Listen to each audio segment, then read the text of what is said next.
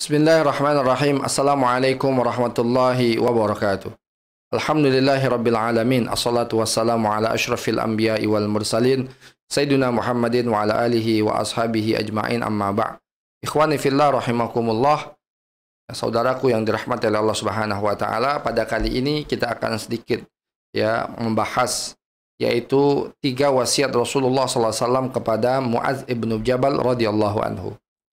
Mu'adz ibnu Jabal radhiyallahu anhu, sebagaimana kita ketahui, adalah seorang sahabat yang mulia. Beliau seorang sahabat yang masih sangat muda ketika masuk Islam. Ya, dikisahkan bahwasanya beliau masuk Islam umur beliau masih 18 tahun. Dan Mu'adz ibnu Jabal radhiyallahu anhu dikenal sebagai seorang sahabat yang ahli ilmu dan sangat dekat dengan Rasulullah sallallahu alaihi wasallam. Bahkan Rasulullah SAW ketika berjalan dengan Mu'adz, sambil memegang tangan Mu'adz, Rasulullah pernah berkata, "Ya Mu'adz, wahai Mu'adz, inni uhibbuka fillah." Sesungguhnya aku ini mencintaimu karena Allah Subhanahu wa taala. Begitu besar kecintaan Rasulullah kepada Mu'adz ibnu Jabal radhiyallahu anhu. Karena dia seorang anak muda yang pintar, yang cerdas, yang brilian, yang hadirin jamaah sekalian, dan juga seorang pemuda yang sangat pemberani. Mu'adz ibnu Jabal radhiyallahu anhu dikenal oleh para sahabat adalah seorang sahabat yang ahli ilmu. Bahkan ada orang meriwayatkan ketika dia berada di Syam, dia melihat ada sekelompok sahabat yang sedang duduk di depan masjid. Apabila terjadi perselisihan di antara mereka, maka mereka akan bertanya kepada seseorang yang perawakannya bersih, rapi, ganteng, hadirin jamaah sekalian, dengan menggunakan imamah putih dan juga menggunakan celak yang sangat indah. Kemudian ketika mereka terjadi perselisihan, maka para sahabat ini akan mendatangi pemuda tersebut dan bertanya tentang solusi masalah itu kepada pemuda ini. Kemudian pemuda ini memberikan pendapatnya, yang kemudian semua sahabat itu mengikuti apa yang dikatakan oleh pemuda ini. Ternyata ketika ditanya siapa pemuda tersebut, pemuda itu adalah Mu'adz ibnu Jabal radhiyallahu anhu. Bagaimana kedudukan Mu'adz bin Jabal di hadapan para sahabat dan di hadapan Rasulullah sallallahu alaihi wasallam. Dan karena terkenalnya bagaimana kepiawaian Mu'adz dalam memimpin, kecerdasan, kebijaksanaan Mu'adz, maka Rasulullah SAW sempat mengirim Mu'adz untuk berdakwah di Yaman. Jadi di Yaman ketika itu, hadirin jamaah sekalian, awalnya mereka beragama musyrik, tapi kemudian akhirnya mereka masuk ke dalam agama Islam ini.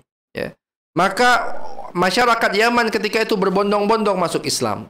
Akhirnya Rasulullah SAW mengirim beberapa sahabat untuk berdakwah di sana. Ali pernah diutus oleh Rasulullah, dan salah seorang sahabat yang pernah diutus oleh Rasulullah adalah Mu'adz ibn Jabal radhiyallahu anhu.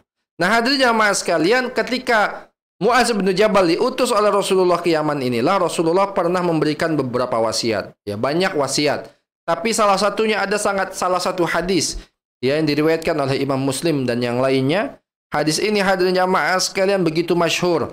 Dan hadirin jamaah sekalian, hadis ini sangat penting untuk kita pahami, sangat penting untuk kita pelajari, dan sangat penting untuk kita amalkan dalam kehidupan kita sehari-hari. Apa 3 wasiat yang diwasiatkan oleh Rasulullah SAW kepada Mu'adz bin Jabal? Ada 3 hal ketika beliau melakukan ke Yaman ini. Dan banyak sebenarnya ada hadis yang lainnya, tapi ada satu hadis yang berkaitan tentang wasiat Rasulullah kepada Mu'adz bin Jabal. Yang pertama, Rasulullah SAW berwasiat, ittaqullaha haitsuma kunta. Wahai Mu'adz, bertakwalah kepada Allah Subhanahu wa taala haitsuma kunta, dimanapun engkau berada. Nah, jadi ini wasiat yang pertama. Wasiat yang pertama untuk kita juga adalah bagaimana kita menjadi hamba Allah Subhanahu wa taala yang bertakwa dimanapun kita berada. Dalam keadaan sendiri, dalam keadaan banyak orang, di pasar, di rumah, di kantor, di sekolah, atau dimanapun kita. Selalu yang menghiasi kehidupan kita adalah takwa kepada Allah Subhanahu wa taala. Karena kita tidak tahu kapan kita akan mati. Bisa jadi hari ini kita hidup, jam ini kita hidup, tidak tahu 1 jam lagi apakah kita masih hidup atau tidak. Bisa jadi tahun ini kita hidup, apakah tahun depan kita masih hidup juga kita belum tahu. Maka bagaimana kita menjaga ketakwaan ini? Ittaqullaha haitsuma kunta. Bertakwalah kepada Allah dimanapun engkau berada. Yang kedua, hadirin jamaah sekalian, apa? Wa atbi'is sayyi'atal hasanata tamhuha. dan barengilah atau ikutilah ya perbuatan-perbuatan jelek yang sudah engkau lakukan dengan perbuatan-perbuatan baik, maka perbuatan-perbuatan baik itu akan menghapus dosa-dosa kita yang telah lalu ya. Wa atsbi'is sayyi'atal hasanata tamhuha, dan ikutilah atau barengilah perbuatan-perbuatan jelek yang sudah kita lakukan dengan perbuatan-perbuatan baik, tamhuha, maka itu akan menghapus dosa-dosa kita. Jadi hadirin jamaah sekalian, wasiat yang kedua adalah ini. Bagaimana kita selalu beramal baik. Kita manusia ini tidak ada yang sempurna. Iman ini terkadang naik, terkadang turun, ya, terkadang landai. Dan hadirin jamaah sekalian, maka penting kita untuk selalu beramal soleh. Karena kenapa? Ketika kita beramal soleh, itu akan menghapus dosa-dosa kita yang telah lalu. Ya, apapun amalan kita, baik amalan wajib ataupun amalan sunnah, atau amalan apapun itu bisa menghapuskan dosa-dosa yang telah lalu, dengan syarat itu adalah dosa-dosa kecil. Ya, jadi kalau dosa-dosa kecil, ya itu bisa dihapuskan dengan amal-amal soleh. Tapi kalau dosa-dosa besar, wajib bertaubat kepada Allah Subhanahu wa taala. Kalau tidak bertaubat, ya, maka tidak akan diterima oleh Allah Subhanahu wa taala. Dan apabila dosa besar itu berkaitan dengan hak manusia, maka wajib kita tunaikan, wajib kita selesaikan ya hak-hak manusia yang sudah kita renggut ataupun yang sudah kita ambil tersebut. Ini wasiat yang kedua. Dan wasiat yang ketiga, ya, ittaqullaha haitsuma kunta wa atbi sayyi'atal hasanata tamhuha. Yang ketiga yaitu wa khaliqin nasa bi khuluqin hasanin. Dan berakhlaklah kepada manusia bi khuluqin hasanin, dengan akhlak yang mulia. Jadi hadirin jamaah sekalian, penting sebagai seorang muslim kita memiliki akhlak yang indah. Ya. Orang tidak akan menilai kita itu dari ibadah kita, tidak. Orang tidak menilai dari sholat kita, orang tidak menilai dari puasa kita, orang tidak menilai dari tahajud kita, tidak. Tapi kebanyakan manusia itu menilai kita dari akhlak kita. Kebanyakan manusia itu akan menilai kita dari muamalah kita. Bagaimana akhlak kita kepada kedua orang tua kita, bagaimana akhlak kita kepada saudara-saudara kita, bagaimana akhlak kita kepada tetangga kita, bagaimana akhlak kita kepada tamu kita, bagaimana akhlak kita kepada teman-teman kita, ya, dan siapapun itu. Ketika seseorang itu memiliki akhlak yang mulia, maka akan disenangi oleh banyak orang. Ya. Siapapun orang akan senang dengan orang yang memiliki akhlak yang mulia. Dan tidak ada satupun orang yang akan suka dengan orang-orang yang memiliki akhlak yang bejat, akhlak yang jelek. Ya.